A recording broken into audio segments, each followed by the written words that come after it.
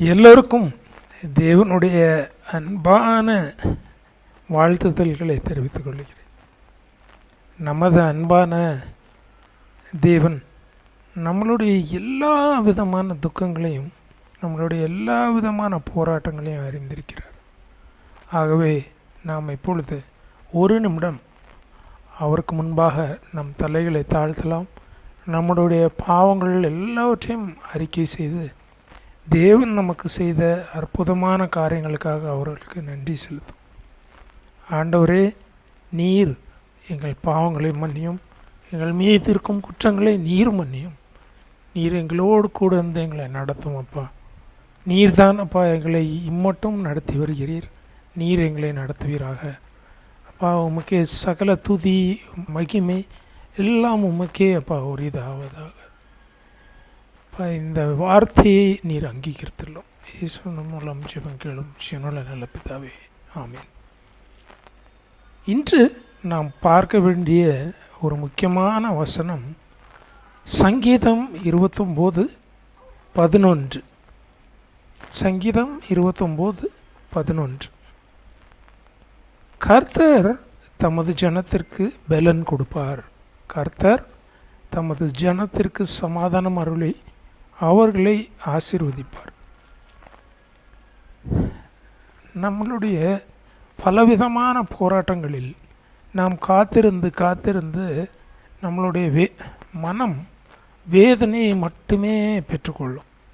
எப்பொழுது நாம் தேவனை தேடி பலவிதமான ஜெபங்களை ஏறெடுத்தாலும் நம் மனது பலனற்ற மனதாக இருக்கிறதுனால் எப்பொழுதுமே சோர்ந்து போகக்கூடியதாக இருக்கிறது.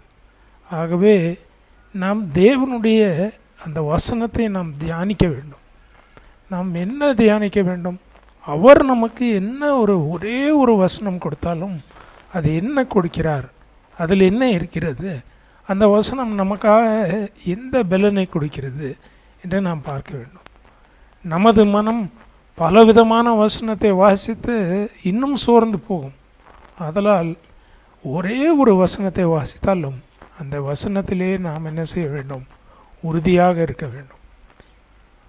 இந்த வசனம் சொல்லுகிறது, கர்த்தர் தமது ஜனத்திற்கு பலன் கொடுப்பார். கர்த்தர் தமது ஜனத்திற்கு சமாதானம் அருளி அவர்களை ஆசீர்வதிப்பார். முதலாவது நாம் அவர் ஜனமாக இருக்க வேண்டும். அவர் ஜனம் என்றால் என்ன? எல்லோரும் அவர் உண்டாக்கின ஜனங்கள் தானே. அப்பொழுது ஏன் கர்த்தர் நமது ஜனம் என்று சொல்கிறார், தமது ஜனம் என்று சொல்கிறார்? ஏனென்றால் யார் அவருக்கு செவி கொடுக்கிறார்களோ, யார் அவர் சொன்ன காரியங்கள், அவர் சொன்ன ஒவ்வொரு கற்பனைகளையும் கை கொண்டிருக்கிறார்களோ, யார் அவர்களுக்கு கீழ்ப்படிந்திருக்கிறார்களோ, யார் தேவனுக்கு கீழ்ப்படிந்திருக்கிறார்களோ அவர்களே அவர் ஜனம்.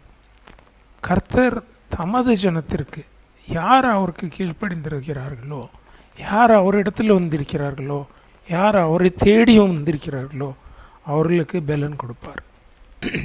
அவர் அந்த ஜனத்திற்கு சமாதானத்தை அருளி அவர்களை ஆசீர்வதிப்பார். எந்த பாடாக இருக்கலாம், எந்த ஒரு சூழ்நிலையாக இருக்கலாம், ஆனால் தேவனை நோக்கி வந்துவிட்டால், தேவனை தேடி வந்துவிட்டால் உடனடியாக என்ன செய்வார்? அவர் பலன் கொடுத்து, நாம் எவ்வளோ சோர்ந்திருந்தாலும் நமக்கு பலனை கொடுத்து சமாதானத்தை அருளி நம்ம என்ன செய்வார்? ஆசீர்வதிப்பார். ஆகவே நாம் நம்மளுடைய இருதயத்தை தேவனிடத்தில் கொடுப்போம், அர்ப்பணிப்போம். இயேசுவினுடைய ஆசீர்வாதத்தையும் சமாதானத்தையும் அவர் பலனையும் பெற்றுக்கொள்வோம். உங்களுக்கு சமாதானம் உண்டாவதாக. ஆமீன்.